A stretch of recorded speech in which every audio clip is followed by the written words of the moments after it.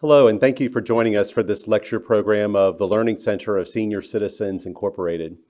Our organization is based here in Savannah, Georgia, and Senior Citizens has been hard at work for the past 60 years to fulfill one simple mission, and that is to help people age successfully. My name is Roger Smith, and I have the privilege of serving as director of the Learning Center here at Senior Citizens. For 13 years of our history, the Learning Center has used as its stock in trade the in-person lecture experience, that magical connection between an expert and an audience. But in our current time of social distancing, we've acted quickly to transpose our lectures and our courses into online instruction, and we're very grateful to you for joining us as we experience that for the first time. We're also very grateful to our partners at the Skidaway Island Presbyterian Church, as well as to Tim Williams, who's doing hard work to record our programs for us and get them ready for delivery via email. We're most especially grateful to all of you, because without your participation and your patronage, we would not be able to fulfill our mission here at the Learning Center or at Senior Citizens Incorporated. I look forward to experiencing these hours of learning with you as we have to stay virtually apart, and I very much look forward to welcoming you back in person to the Learning Center once we're able to do that safely. Thank you again for joining us, and I know that we're all going to have a great time together.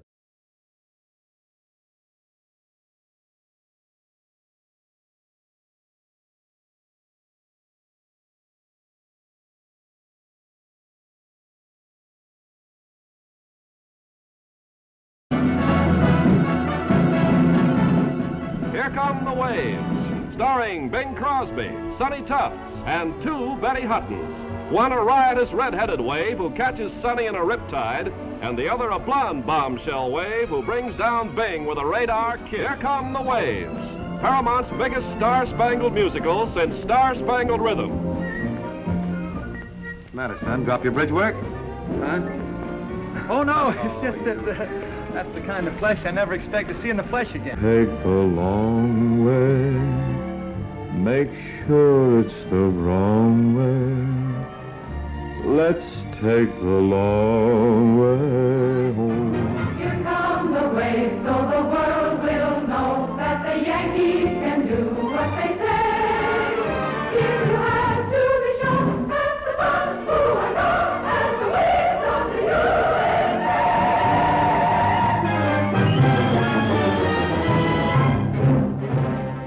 I'm sorry, but Bing and Betty can't be here today. You're stuck with me. Nevertheless, as another song from this movie says, we have to accentuate the positive and continue on. As the movie suggests, the waves caught the popular imagination and were a prominent feature in movies, songs, and magazines. And they're our topic today.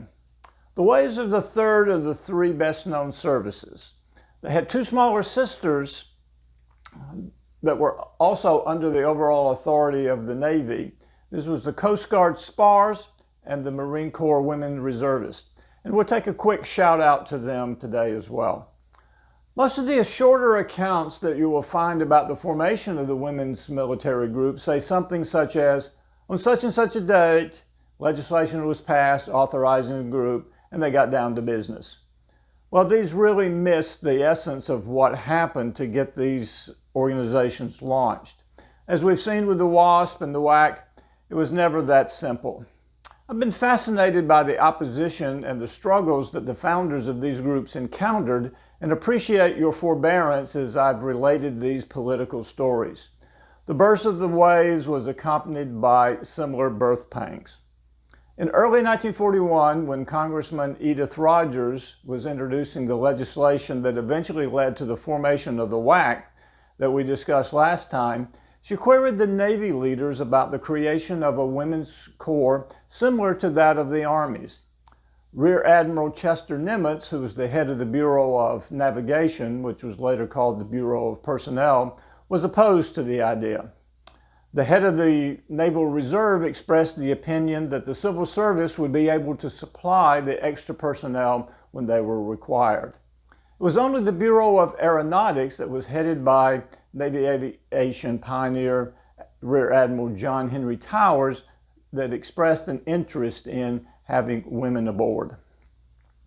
On December 9, 1941, the day after the U.S. declared war on Japan, Representative Rogers telephoned Nimitz and asked him whether the Navy was interested in some sort of women's auxiliary corps.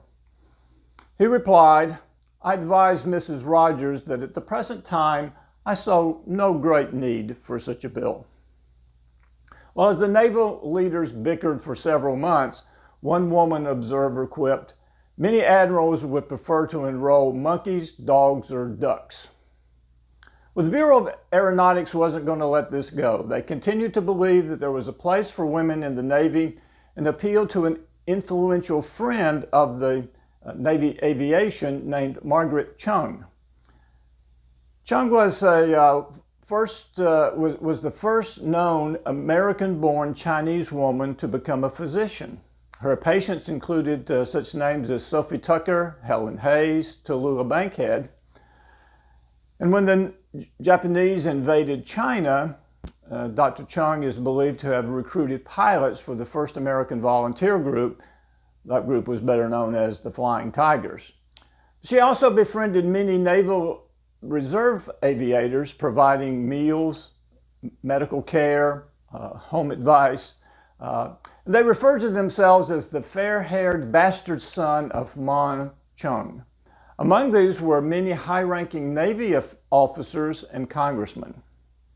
When she learned of the stalemate, she asked one of these sons, Representative Melvin Moss of Minnesota, who had served as an aviator in the Marine Corps during the First World War and continued to fly in the Marine Corps Reserve, and was a strong advocate for the Navy, to introduce the legislation independently of the Navy. So that is that they're going to propose something that the Navy may not exactly be behind at this point. Well, March 18th, 1942, he did just that. At the same time, Senator Raymond Willis of Indiana introduced a similar bill in the Senate. So these bills had somewhat support of the Navy because they were different from the WWII bill. If you recall, the WWII bill was that the WWICs would be with the Army, not in the Army. They would be auxiliaries. But the Navy wanted it such that they were in the Navy so that they would have more control. In April 1942, Rear Admiral Randall Jacobs, the new chief of the Bureau of Navigation, requested all shore and headquarters stations to send him a list of positions that women could possibly fill. Once again, most of the responses that came in were negative. The greatest enthusiasm, no surprise, came from the Bureau of Aeronautics, but also some support from the Office of the Chief of Naval Operations and Naval Communications and Intelligence. As public and congressional interest grew, Jacobs began to send the list out within the Navy and trying to sell the idea to various naval leaders. But realizing that Congress would pass some type of legislation for a women's reserve, the Navy asked Dean Virginia Gildersleeve from Barnard University to recommend someone who could begin the preliminary work on the formation of a women's group.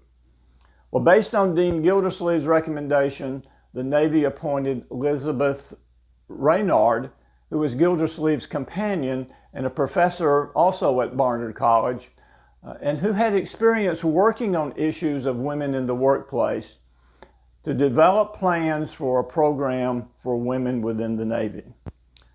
Well, this energetic British-born Raynard worked as a special assistant to Admiral Jacobs.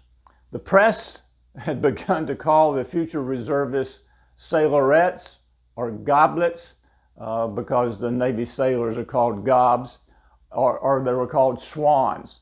So one of the first assignments that Raynard got was to choose a nickname for the women that could be used to convey something about the group in a short manner, particularly to the public. She suggested the nautical sounding ways, women accepted for volunteer emergency service. Well, every word of this was chosen with great care. Volunteer assured the public that women were not being drafted. An emergency in the word, as Gildersleeve characterized the word choice, will comfort the older admirals because it implies that we're on a temporary crisis and we won't be around for keeps. Well, needing even more guidance on the basics of the organization of the WWII, the Navy again looked to Dr. Gildersleeve to head an advisory council. The council, which began meeting in late April, consisted of prominent women educators from across the country who were recruited to the cause by Elizabeth Raynard. The council worked with the Navy then in setting up standards and procedures for this new group, which really proved to be invaluable in the early days of getting the organization off the ground. Meanwhile, in Congress, the bills are moving through. On April 16th, 1942, the House Naval Affairs Committee reported favorably on the Moss Bill. It passed the House the same day and was sent to the Senate. It ran into more difficulty in the Senate, however. The Naval Affairs Committee opposed the bill, especially its chairman, Senator David Walsh of Massachusetts. He did not want women in the Navy because it would, in his words, tend to break up American homes and would be a step backwards in the progress of civilization.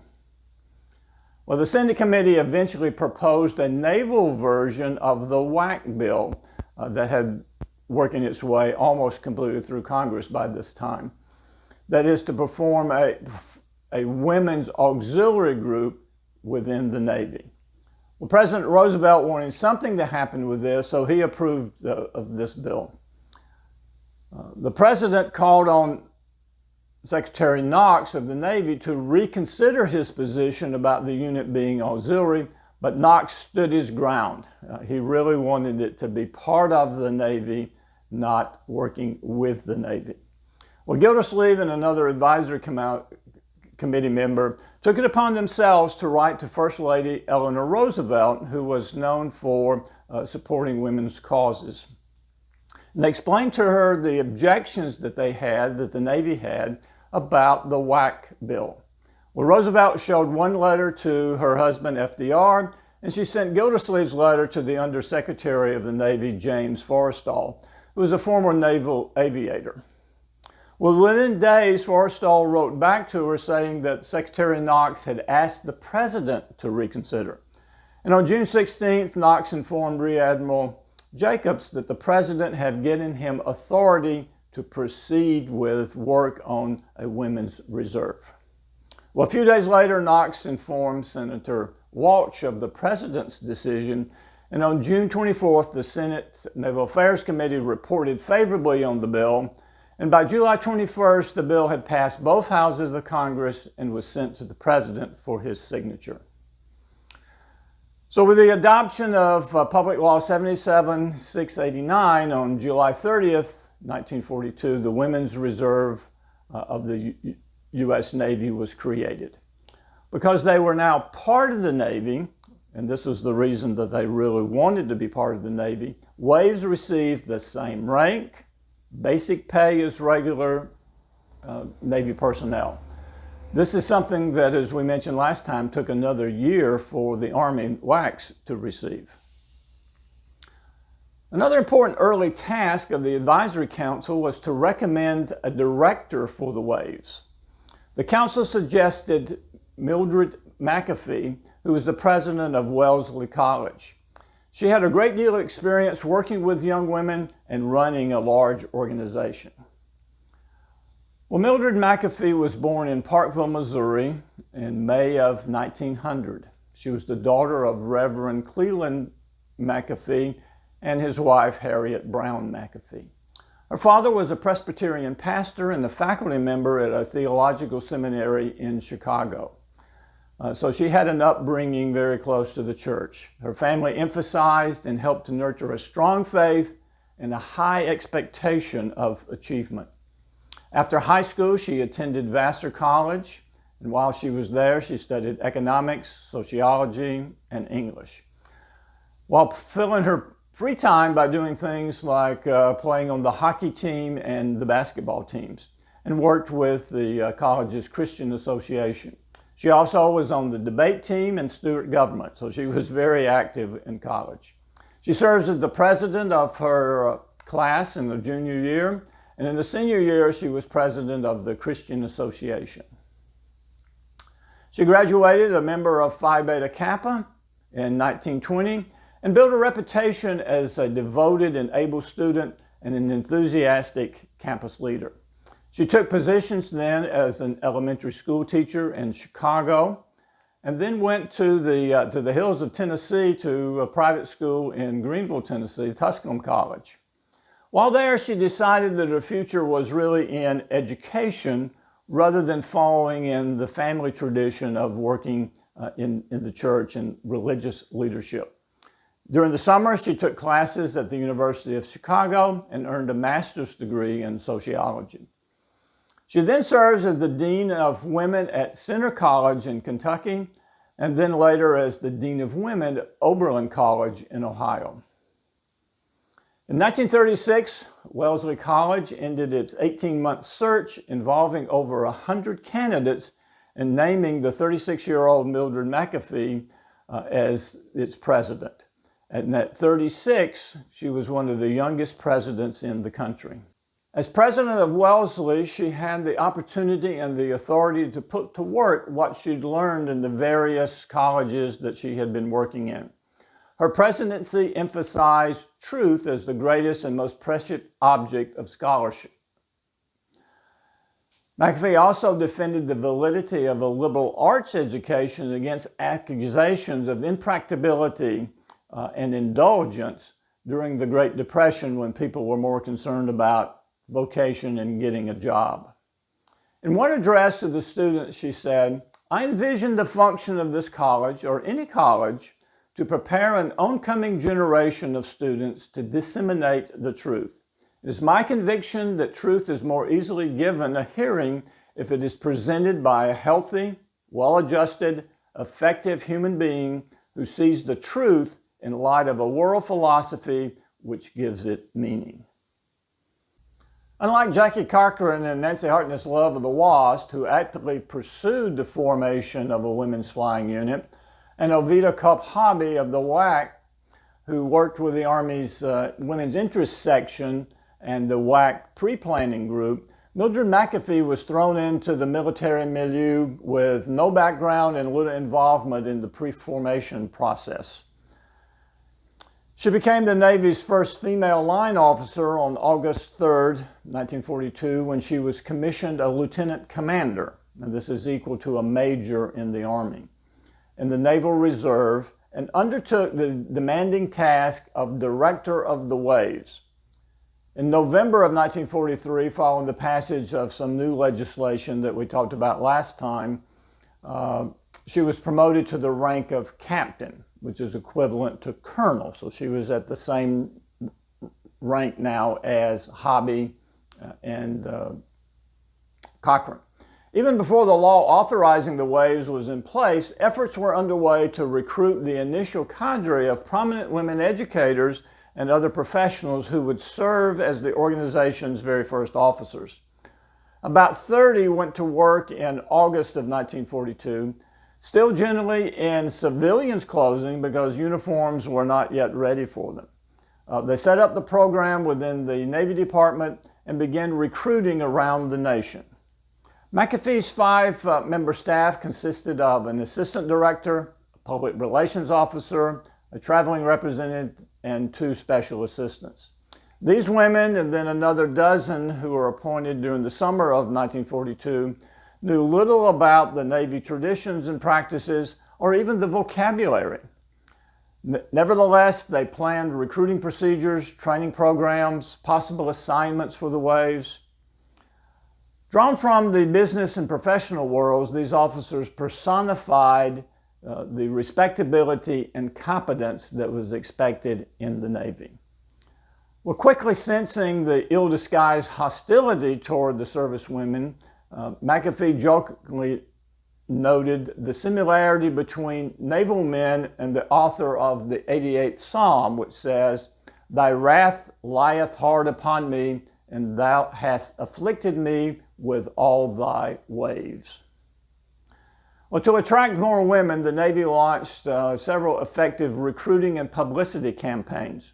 Recruiting officers used WWII to stimulate more interest in general in the Navy program in addition to just recruiting women. WWII gave speeches, they posed for pictures, they interviewed with prospective recruits, they marched in parades and attended ship launchings. So they were out everywhere trying to generate interest for women to join the WWII. Although the publicized emphasized the glamorous aspect of naval service, fashionable uniforms, training on college campuses, the unusual work that they would be doing, and opportunities to meet eligible men, the WWII rejected tasteless kinds of advertising, cheesecake photos, blatant promises of dates or matrimony, because these would never have convinced the prospective WWIIs, nor their parents, and certainly not the churches who are often involved in guiding women. As a result, the energetic promotion campaign WWIIs recruited from every state in the Union and from all types of socioeconomic backgrounds. They joined the WWIIs to do their part in the war effort. Some of those who joined had lost fathers or brothers or husbands even in the war already. Some were from large families, some were the only girl with many brothers, and felt it was their patriotic duty to join and make a contribution to the war effort. They came from all types of backgrounds. Some were telephone operators, teletype operators, secretaries, bookkeepers, IBM operators. A couple were even floral designers. One was an instructor for radio operators for the Army Air Force, and several were employed in other parts of the defense business. This slide shows some of the requirements for the enlisted and officers to join the WWIIs.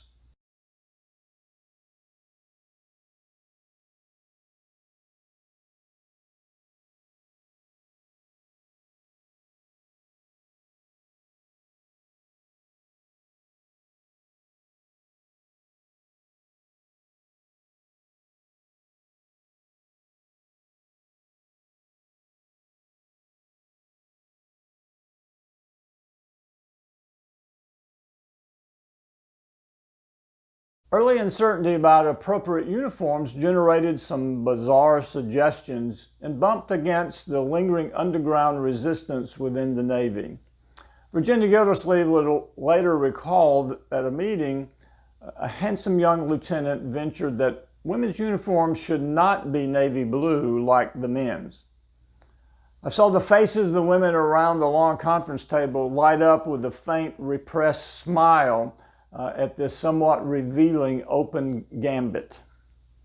Even after it was allowed that Navy women could wear navy blue, the service balked at letting women have gold braid, typically on their sleeves, as the men did. It was proposed that the women wear a uniform piped with red, white, and blue. Well, McAfee was appalled and said that it reminded her of a costume from some comic opera. Well, Josephine Ogden Forrestal, whose husband James was soon to become the Secretary of the Navy, took things in hand, approaching the fashion designer Maine Bacher. He was a designer for Hollywood stars like Claudette Colbert, Irene Dunne, Loretta Young. His most famous client was Wallis Simpson, the Duchess of Windsor. In Savannah, he may be best known for standardizing the green color of the Girl Scouts uniform. Well, Maine Bacher donated his design services to the Navy because he wanted to do his part for the war as well. Well, there were discussions about the minutiae like pockets, which Virginia Gildersleeve felt were essential for a working woman. But the designers felt that pockets would spoil the lines of the suit. Utility was sacrificed to looks. Gildersleeve noticed with some disgust in her memoir, they certainly looked very attractive and no doubt won many recruits, but I regretted losing those pockets. Well, a later model did contain a pocket, but it was on the inside. Another issue came up had to do with stockings to be worn with the uniforms. Admiral Jacobs had gone to Canada and saw some of the British Wrens, Women's Royal Navy Service, He returned with an absolute insistence that the Navy women of America must wear black stockings because they looked so handsome on the British women as they marched past him in review. So here's another battle that McAfee had to fight. She was determined not to give in, because at the time black stockings simply were not being worn by American women. They were not fashionable. The only ones she could find were the sheerest of sheer things that she thought was only suitable for wearing to a nightclub, and that they would be worn out probably within a half a day of working women wearing them. Even though Jacob's wife and daughter were protesting on McAfee's behalf, the Admiral continued to insist on black stockings. But finally, after he attended a dinner where he was seated next to a man who told him that the same chemical used to dye the stockings black was needed in the manufacture of ammunition. So he reluctantly gave up his mandate. So rather than jeopardize the war effort, he allowed the Waves to wear tan stockings. Well, all this may sound silly and frivolous, but it wasn't. The uniform conveyed to a skeptical public that the Navy, however stubborn and reluctant they may have been to have them, cared about its women and how they were perceived. In later interviews, many former Waves admitted that the Mainbacher uniform was one reason they enlisted. Some felt that it was the most flattering piece of clothing they had ever owned. Others chose the Navy over the Army because they preferred the classic blue of the Navy over the drab khaki that was the fate of the WWII. The Army women even had to wear khaki bras and girdles, which the Waves thought was just hilarious because they got an allowance to buy their own clothes, and part of that could be used for buying whatever type of undergarments that they wished. So in true competitive service fashion, Navy women felt superior because they were able to wear their own underwear. One Wave, Joan Angel, recalled that the uniform gave me the bearing of a woman in whom great responsibilities were vested. Following the advice of the Advisory Council, the Navy used college campuses for training, both because of the dignity that the academic setting provided and because it was readily available. Smith College at Northampton, Massachusetts became the site for officer indoctrination. A small group of women underwent a 4-week training session in August and September of 1942, and these officers became the administrators and teachers at the schools that were followed later on. In October, the first regular class reported to what was dubbed USS Northampton, commanded by Captain Herbert Underwood, who had been recalled from retirement to administer the Waves training programs. Officer candidates made the rapid transition from civilian life to Navy routine and discipline. They learned about Navy history and organization, ships and aircraft, communications and law. They shared in crowded dormitories, coped with double-decker bunk beds, stood in line for meals, and mastered a very challenging new vocabulary, such terms as ladder instead of stairs, bulkhead instead of wall, head instead of bathroom, and chow for food. The women also participated in vigorous physical education and close order drill. Well, initially the Navy had believed that a combination of a boot camp and specialist training would suffice for the enlisted Waves. So in October of 1942, they began sending their recruits to various campuses around the college. Oklahoma A&M at Stillwater, Oklahoma State it's called today, for yeoman training, to the Indiana University at Bloomington for storekeeper instruction, and the University of Wisconsin at Madison for radio operator training. Several months later, another school for yeomen opened at Iowa State Teachers College at Cedar Falls, today it's called Northern Iowa. By the end of the war, enlisted women had received specialized training at 20 different colleges, universities, or other training stations across the country. Desiring more thorough indoctrination for the enlisted Wave, the Navy took over entire campuses, such as at Hunter College in the Bronx. In February of 1943, the Women's Reserve commissioned and dubbed the campus there USS Hunter, in tradition of calling things after ships. Initially limited to just one lieutenant commander, the Women's Reserve had difficulty attracting highly qualified and badly needed officers, particularly as physicians. They just couldn't offer enough pay because they didn't have enough higher ranks available. But by late 1943, the number of waves far exceeded the original estimate, and Congress gave that promotion that we discussed to McAfee to captain and removed limitations for having lower ranks. So as a result, the waves became a very attractive alternative to civilian employment. Women's military authority remained restricted, however, to their own group. Although Captain McAfee thought waves should be able to command both men and women, especially in the training schools, instant opposition from male officers ended any such idea of this kind of authority. Men feared that giving women a little military authority would provide an opening wedge that might expand to all situations. So they weren't going to have any women with any real authority that they might transfer back home. Well, despite the pressing needs for waves overseas, the original law prohibited their services abroad, outside the continental U.S. The Navy finally overcame these objections of the conservative congressman who maintained that ladies should stay on their pedestal rather than fight a war. But in late 1944, a change in the law allowed waves to serve in Hawaii, Alaska, and Caribbean bases that were in the American area. So early the next year, the first group of waves were assigned overseas and reached Hawaii. Their numbers quickly grew to having over 4,000 there because of the very large presence of the Navy in Hawaii. At first, waves were concentrated in traditionally female tasks. Waves handled the vast quantity of paperwork that's generated by the Navy during wartime. In all the bureaus, the offices, shore stations, yeomen serves as secretaries, stenographers, file clerks, receptionists, and so forth. The waves filled administrative and public relations jobs as well. There's a short film clip that shows some of the aspects of training that the waves went through, as well as some of the jobs that they performed. May swell after a 5-mile hike.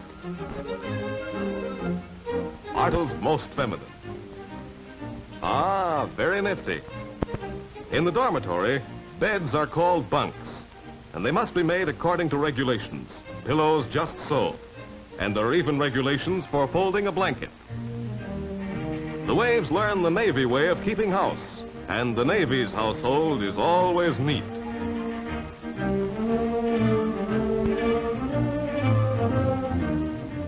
Captain's inspection.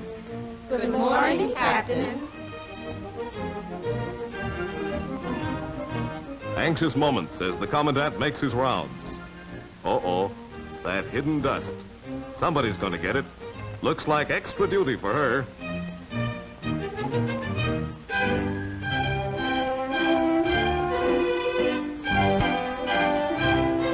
It is important for Uncle Sam to have the girls fit.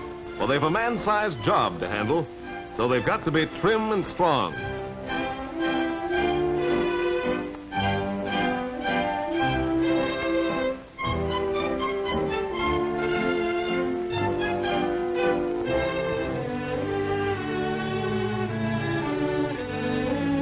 Plane identification. They learn the various types of aircraft just as a man in the Navy. Who can tell? They may be assigned to operations at an airfield. And aeronautics is part of the course, too.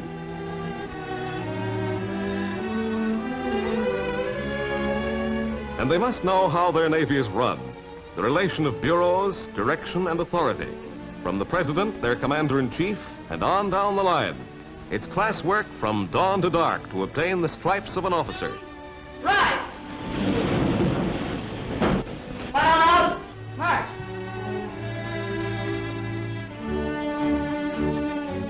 Graduation day, and Waves Commander McAfee addresses the class. Your real work in the Navy begins today. remember that the men you release for combat duty at sea are relying on your reliability, accuracy, resourcefulness, and zeal on shore. The Navy and the nation count on you.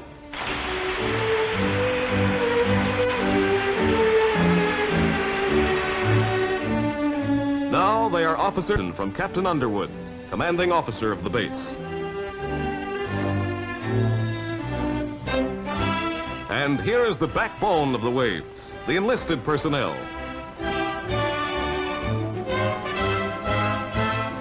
A Navy commander conducts inspection accompanied by a wave officer as his aide. An example of waves replacing men. Communications. Every girl who takes a clerical job at a naval shore base frees a blue jacket for sea duty.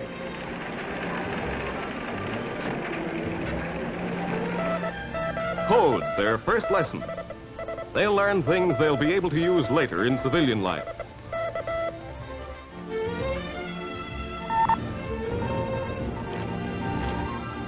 Soon these girls will be communicating with the whole world, from Washington to the South Pacific and the Mediterranean, encircling the globe, contacting warships in far-off combat zones. They study operation of the radio direction finder with its characteristic loop. The dial indicates the direction from which the radio signal comes. It is used for aviation and sea navigation. They're on their way to another task, soon to discard their snappy uniform for the work clothes of the Navy. Each girl to her locker and a quick change.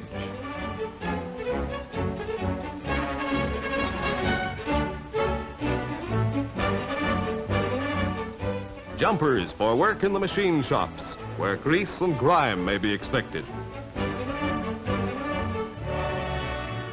They have an aptitude for mechanical tasks and are relieving Blue Jacket aviation machinist mates at homeland air bases.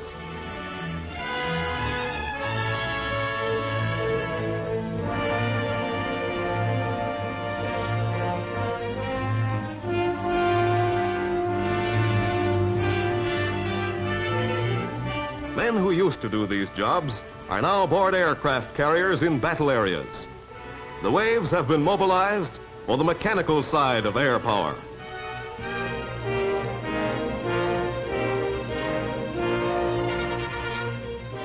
Theirs is a vital work, and they're proud to assist in keeping the supremacy of American military aviation. Our air power would collapse without these all-important tasks of maintenance.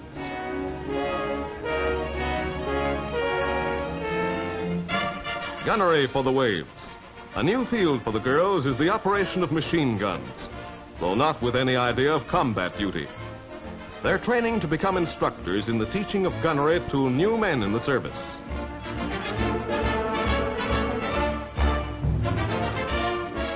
An automatic weapon has a lot of mechanism. They learn what makes it tick, what makes it shoot. Now it's the wave behind the gun. Number one gun. Load and lock.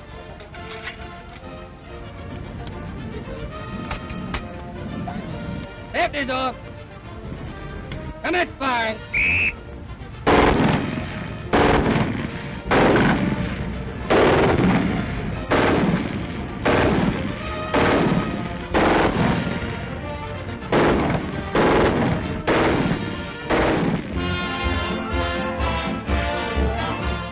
A mobilization of American woman power so that greater manpower can engage in combat and hasten the victory.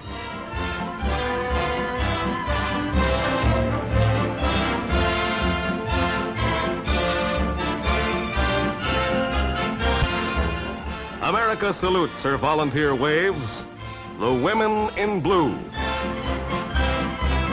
As their numbers increase, waves assume novel roles. Waves man the communication network of the Office of the Chief of Naval Operations and stations across the country. This highly secret duty, often tedious and monotonous, included long hours of sending and receiving coded messages. They checked dispatches and operated teletype machines. And an unusual means of communication fell to a few of the waves. After learning to handle homing pigeons, these women served at lighter-than-air stations along the coast. Used in naval blimps and a submarine patrol, the trained pigeons carried messages to their handlers at air bases during periods of radio silence. Another select group of waves chosen for academic excellence and language aptitude attended a 14-month-long Japanese language course in Boulder, Colorado, eventually monitoring Japanese radio broadcasts. The Bureau of Ordnance, this is where they have the bombs and the shells, an unlikely place for women, but it drew the mathematicians and technicians. Wave officers attended special schools to learn design, manufacture, and use of Navy guns, torpedoes, mines, and bombs. Some mastered chemical warfare techniques, while others became familiar with aviation gunnery. Trained women became gunnery instructors and assisted men who handled the production of ordnance. The Bureau of Aeronautics, which was most receptive of the women, eagerly took in 1/3 of all the waves. Its enthusiasm stemmed mainly from Lieutenant Joy Bright Hancock's initiative. She'd been a civilian chief of the editorial and research section of the Bureau before the war, then went into the formal Navy as a wave. And as the representative of the Bureau, she really pushed for the expansion and innovative use of waves in the air arm of the service. The Bureau's enthusiasm spread to the field, and within the air specialists, women performed the most unusual work. About 600 waves filled the glamorous but demanding task of a control tower operator. They were widely dispersed across the country, serving in Pensacola, Seattle, Corpus Christi. And waves kept the air traffic moving by directing landings and takeoffs. 1,000 waves taught Navy pilots instrument flying and the link trainers, which are simulated small cockpits. One of the least known jobs involved in the Navy's work was code breaking, especially those involved in breaking the Enigma code using the Ultra. This was the super secret German code. You may recall the Bletchley Park in England where the British were working on this. Well, Americans in the Navy had their own people working on these codes as well. During World War II, the Armed Forces of Germany used the Enigma device. This was a 3-rotor electromechanical machine. It was their tactical means of communication. In 1940, a combined Polish and British effort was able to break the Enigma code through the design of a device called a bomby. However, in 1942, the German Submarine Corps went to a 4th rotor, which made the subs impossible to find.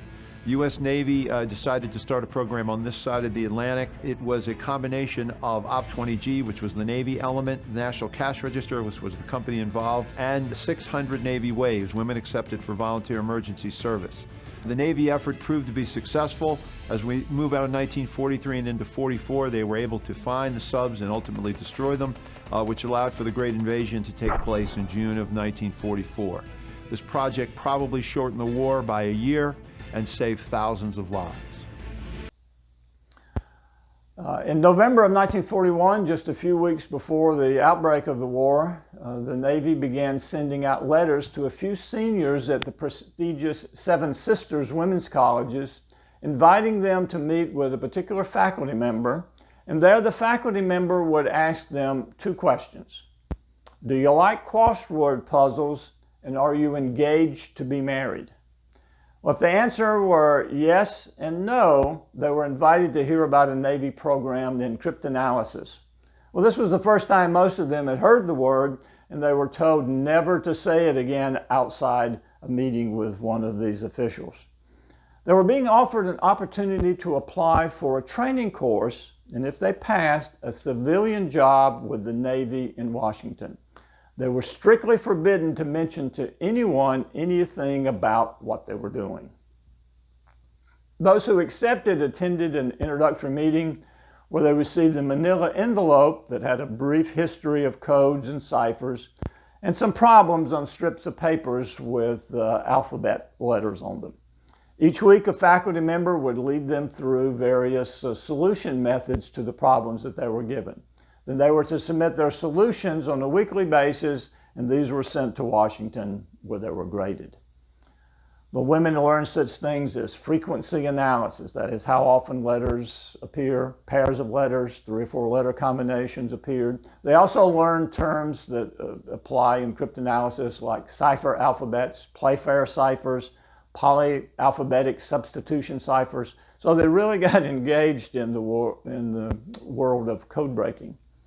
The women selected for the program moved to Washington, D.C. after graduation to work with the Navy as civilians. The Navy, through a force-taking process, bought the Mount Vernon Seminary, an elite women's college in northwest Washington, D.C., and converted that into a facility for the Navy intelligence and code-breaking operations called the Naval Communications Annex, or simply the Annex. Classrooms were converted into workspaces, the gym was turned into a cafeteria, and the incinerator was built to burn all the secret papers that they were generating there. When FDR approved the creation of the WWIIs, most of these civilian women were then converted into WWIIs. While the code breakers worked in Washington, a group of mostly enlisted WWIIs had a different adventure.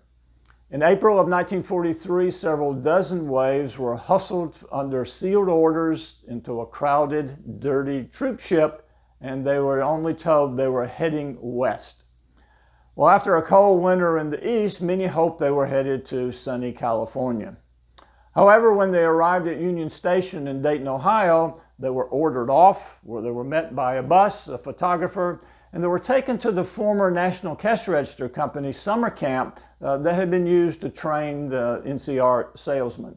And there they were met by more hoopla, a colored guard greeted them, and so forth. Well, they were shown to cabins that had 2 bedrooms with 2 beds and a bathroom in between the rooms. The camp had no kitchen, so 3 times a day they had to march over a mile into Dayton to have their meals. Well, over several weeks, the camp came to hold over 600 enlisted WWIIs and 100 officers, enlisted men and others who are there to work with them. So the cabin soon filled up to 8 or 10 people each. 3 times a day, several hundred WWIIs would muster and march 4 abreast the mile to the NCR campus to Building 26. They became part of the daily routine in Dayton, and people said that you could set your watch by them. They were so punctual in their marching. Well, no one in town knew what they were doing, but neither did the WWIIs. The newspaper cover story was that they were taking courses for a special accounting machine. But some people began to wonder, after they'd seen the same people over and over again, they must really be dumb for the training to take so long. Well, Building 26 on the NCR campus was a rather unassuming structure, similar to most of the other buildings that NCR had there, except for the fact that it now had a 24/7 Marine Guard around it. The women were assigned to several different rooms. Each had its own Marine Guard where they were locked in for the course of their shift. At long tables, they were taught soldering skills and presented with wheels made of Bakelite plastic, brass, and copper, to which they soldered different colored wires attached to 26 numbered locations from 0 to 25. So it didn't take long to figure out that somehow they were involved in coding because of the alphabet and code breaking, but they didn't know exactly what. They found out only 50 years later that they had been working on a bombe, B-O-M-B-E, a machine for deriving the key or the starting point for breaking the Enigma code. So here's the picture of the machine that they were building. Some of the women would go back to Washington when the first machines were sent there, but the secrecy was such that most of the women found out only what they were doing in 1995 when a reunion was held in Washington, and they were really surprised to learn the secret. Among those who worked at Dayton and found out the secret in 1995 was Betty Robarts. Betty is a 97-year-old volunteer with whom I have the great pleasure of working on Wednesday afternoons at the National Museum of the Mighty 8th Air Force. She was an Olympic caliber swimmer who competed against Esther Williams, among others. Both of those were scheduled to compete for a spot in the 1940 Olympic team, which was canceled, though, because of the war. Well, Betty's got a lot of interesting tales about life at the Sugar Camp, as their facility in Dayton was called. One is about meeting her husband, Ed. A friend of Betty's was writing to an Army Air Force pilot and urged Betty to write to his co-pilot. Well, reluctantly, Betty agreed, and she wound up writing to Ed Robards for more than a year. When he came home toward the end of the war, she was surprised when he made an offer of marriage to her, and she accepted, and they were married 3 days later, a marriage that lasted until his death some 64 years later. Well, one of McAfee's disappointments was that despite her efforts, the Navy lagged far behind the WWII in the acceptance of African Americans. The WWIIs didn't enlist their first African American until late in 1944. Well, Secretary of Navy Knox opposed her plan to recruit blacks because he believed that blacks would not meet the high standards set for the WWIIs. In fact, she later recalled that she had overheard Knox say that Negroes would be in the WWIIs only over his dead body. Well, ironically, that's exactly how it happened. James Forrestal succeeded Knox after Knox had a fatal heart attack in April of 1944. Forrestal concluded that having segregated Navy was not cost-effective. He had experiences while he was in college of having dealt with a fellow student who was black, who was quite capable, and other blacks that he knew persuaded him to work toward integration. The Navy announced its decisions to welcome African Americans into the WWIIs on October 19, 1944. Well, the African Americans had a variety of different responses to this opportunity. Some had deep reservations about joining this historically discriminatory organization, and others chose to stay with their wartime jobs that they were sure about what they were doing. But Harriet Ida Pickens and Frances Elizabeth Willis were the first two to accept the challenge of the Navy. Pickens was born in Talladega, Alabama, and as a public health specialist had graduated cum laude from Smith College in 1930 and from Columbia University with a master's degree in political science. Her father was William Pickens and had been an official in the National Association of Colored People, and at this time was the director of the Treasury Department dealing with savings bonds, and he had strongly urged her to join. Frances Elizabeth Willis was from Philadelphia, held a master's degree in social work from University of Pittsburgh, where she had worked with Langston Hughes, the African-American poet. When she read in the newspaper about the opportunity to join the WWII, she decided to volunteer because she wanted to represent her family because she had no brothers. They were sworn in on November 13th. Well, despite entering the very last class of the Naval Reserve shipment at Smith College, entering 3 weeks late, she nevertheless graduated with honors. Originally, the Navy intended to have a separate unit like the WWII, but decided otherwise after they had so few blacks enlist. When their fellow reservists complained about having to work with blacks in their units, they were given a choice: accept them or leave. The Navy didn't brook any discrimination. Well, the roles and the tasks performed by women in the WWIIs represented really a new direction in the use of female talents. By the end of the war, the demonstrated ability of the WWIIs combined with the manpower shortage opened up 38 of the 62 ratings, that is job types in the Navy. So 38 of 62 were open to women. At the peak strength, there were 86,000 dedicated officers in enlisted WWII, 70 of whom were African American. and they filled positions at over 900 shore stations across the United States, and a few of those that we mentioned, like in Hawaii and Alaska. Well, the Waves surmounted much opposition to their presence in this man's Navy. Fleet Admiral Chester Nimitz, who we said earlier was opposed to it and wary about the use of women early in the war, later commended the Waves for their competence, energy, and loyalty. The Waves' work, Secretary of the Navy James Forrestal noted, had been overwhelmingly successful and in the highest tradition of Navy service.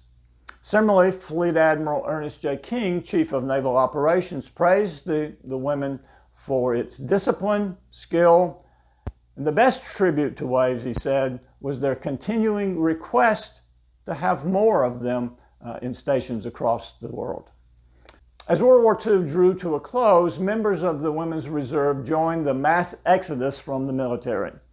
Taking their newly learned skills with them, most Waves returned to civilian life by early 1946. However, a small nucleus remained with the service as it began a drive to try to make it a permanent part of the Navy. And finally, in 1948, Congress passed the Women's Armed Forces Integration Act, permitting women to join the regular Navy and the Naval Reserve. Well, McAfee remained with the Waves until 1945 and received the Distinguished Service Medal for her work as director. Upon her return to Wellesley, McAfee, at the age of 45, married the Reverend Dr. Douglas Horton, who was Dean Emeritus of the Harvard Divinity School. The new Mrs. Horton continued her successful administration of Wellesley until she retired in 1948. After retirement, she pursued her other passion in life, her religious faith. She devoted herself to working with her husband in church and civic work, and also an active leader in education and social reform. She was interested in the role of religious organizations could play in the world. She worked as an influential member of the General Council of Congregational Churches. Later still, she served as a UNESCO delegate, was director of the New York Life Insurance Company, National Broadcasting Company, and the Ford Foundation for the Advancement of Education, and later co-chaired the National Women's Conference on Civil Rights. After her husband died in 1968, she continued her social and religious work until 1994, dying at the age of 94. At the time of her death, she had received more than 31 honorary degrees for her many achievements. Now on to the other two, the sister groups that we described that were a part of the oversight of the Navy. And this is the Marine Corps and the Coast Guard. The Women's Reserve of the Marines was authorized by the same law that established the Navy Waves, July 30th, 1942. But startup was delayed until February of 1943. Unlike the other services, the Marine Corps did not create some kind of semi-official nickname for its women corps. They were most often referred to simply as Women Reservists, or WRs. Ruth Cheney Streeter was the first director of the Women Reservists. She graduated from Bryn Mawr College in 1918. The year after she had married Thomas Streeter. Thomas Streeter was a prominent businessman, investor, and collector. At the time of his death in 1965, he had the most significant collection of Americana in the country. The Streeters lived in Morristown, New Jersey, where she was involved in a variety of civic affairs and served as the first woman president of the Morris County Welfare Board. With 3 sons serving in the military, she thought it was important for her also to serve the country. So at the age of 47, she earned her commercial pilot's license with the intention of either joining the Waves or the WASP as a ferry pilot. But after being rejected 5 times by the WASP because of her advanced age, the Navy told her that flying was out of the question when she tried to join the Waves. But they would ask her to come in a job as a flight instructor. But while she was considering this opportunity, she was offered the position of director of the Marine Corps Women's Reserve.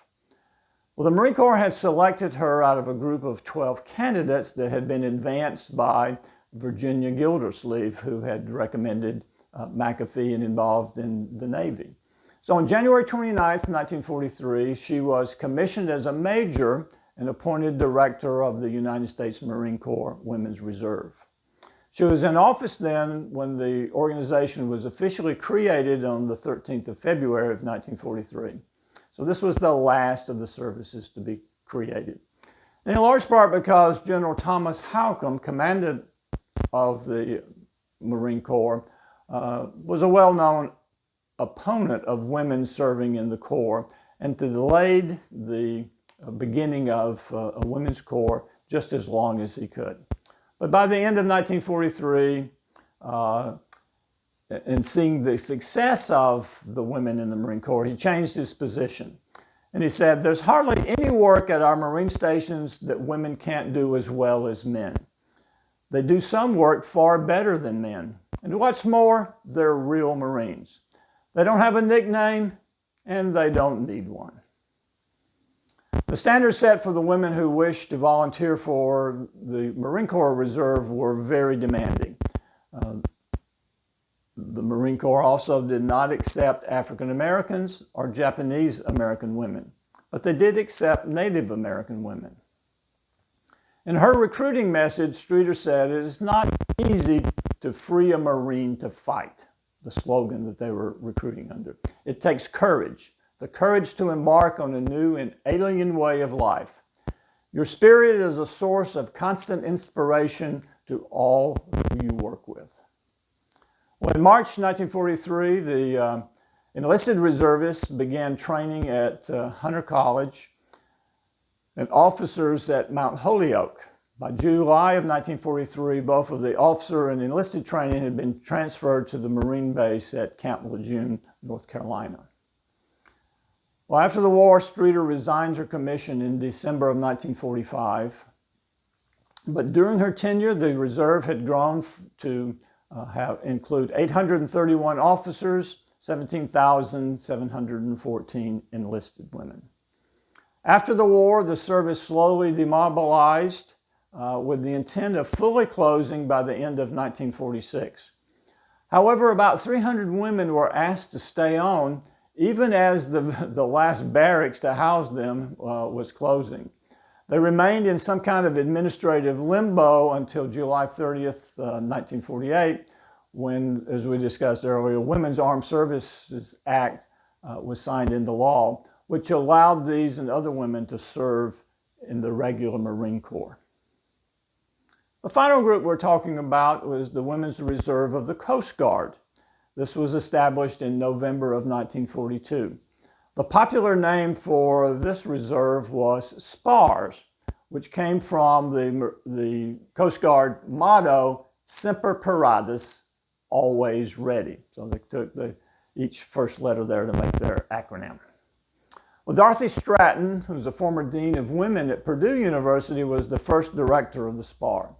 She had earned her bachelor's degree at Ottawa University in 1920, a master's of arts in psychology from the University of Chicago, and a PhD in student personnel administration from Columbia University.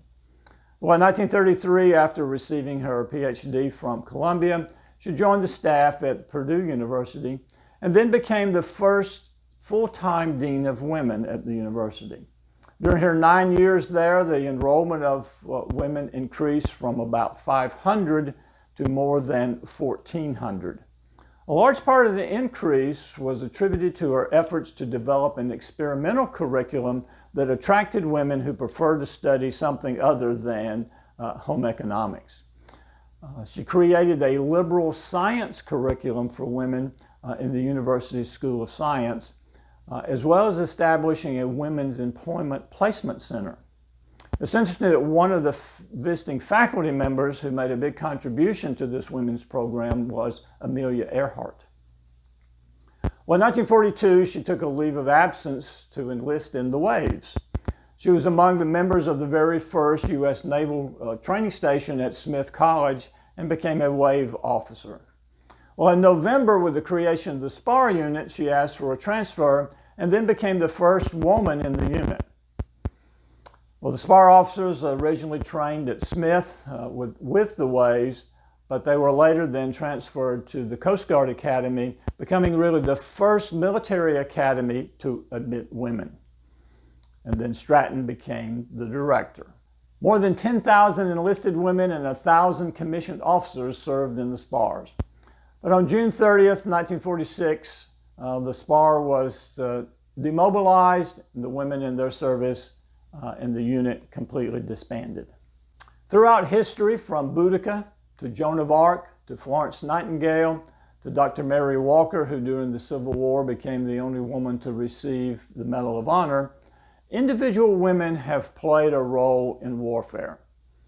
Although World War I saw the deployment of a few women, World War II really brought an unprecedented number of women into wartime service in roles that many had never imagined that women could play, and into 5 unique service organizations, where by the war's end, more than 250,000 women had served.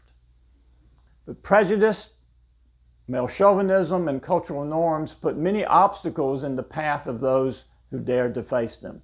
Nevertheless, the women of the 5 services successfully overcame the obstacles and fulfilled their roles as pioneers. Their services benefited not only America and the world, but the women themselves, as they emerged with new perspectives, more experience, and as more interesting people. Modern women can reflect with pride on the accomplishments of these trailblazers during World War II, learn from their example, and leverage this history for their own success. I hope that you will carry some of this history away and share it with others so that these barrier-busting accomplishments of the women, these amazing women, will not be forgotten.